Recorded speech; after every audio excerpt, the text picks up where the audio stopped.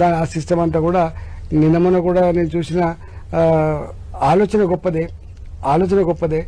తెలంగాణకు నిజంగా ఇది తప్ప వేరే మార్గం లేదని చెప్పడం ఏదైతే ఉందో న్యాయబద్ధమైన తప్ప ఇది ప్రాజెక్టు కట్టడమే కమిషన్ల కోసం కట్టేటువంటి మా ఆలోచన ఏతుందో అది తప్పు. అట్లాంటి చిన్నగా మాట్లాడే ప్రయత్నం చేయొద్దని చెప్పి నేను విజ్ఞప్తిస్తాను. నువ్వు కమిషన్ వేసినావు నిజంగానే. ఇప్పుడు ఆ ప్రాజెక్టు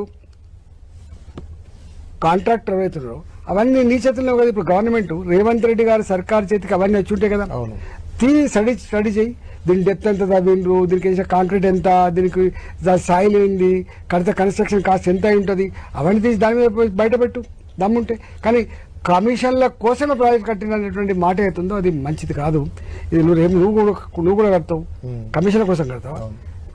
రాష్ట్ర ప్రభుత్వం ఉన్న అభివృద్ధి కోసం కొన్ని పనులు చేయాల్సిందే, తప్పదు కదా. ఈ రోడ్ వేసింది కమిషన్ల కోసం, ఆ బ్రిడ్జ్ కట్టింది కమిషన్ కోసం, ఈ ఇరిగేషన్ ప్రాజెక్ట్ కట్టింది కమిషన్ కోసం అంటే ఇక అంతకంటే వెరీ బాగోలు ఆర్గ్యుమెంట్ ఏముంటుందండి. నీ చేతులు గవర్నమెంట్ ఉన్నది, నీ చేతులు ఇప్పుడు ఇంజనీర్లు ఉన్నారు, నీ చేతులు అప్పుడు ఫైనాన్స్ మంత్రిగా పనిచేసిన వాళ్ళు ఇప్పుడు నీ దగ్గర పనిచేస్తున్నారు, అప్పటి ఇరిగేషన్లో పనిచేసిన వాళ్ళు నీ దగ్గర పనిచేస్తున్నారు. వాళ్ళందరినీ విచారణ చేయి. నిజంగానే కనుక అక్రమాలు జరిగితే పాయింట్అవుట్ చేయి. కానీ మీరు వేసిన కమిషన్ అడుగుతున్నా, ఇది టెక్నికల్ వైఫల్యం దాని మీద ఎంక్వైరీ కోసం వేసినవా లేకపోతే కమిషన్ల కోసం వేసిన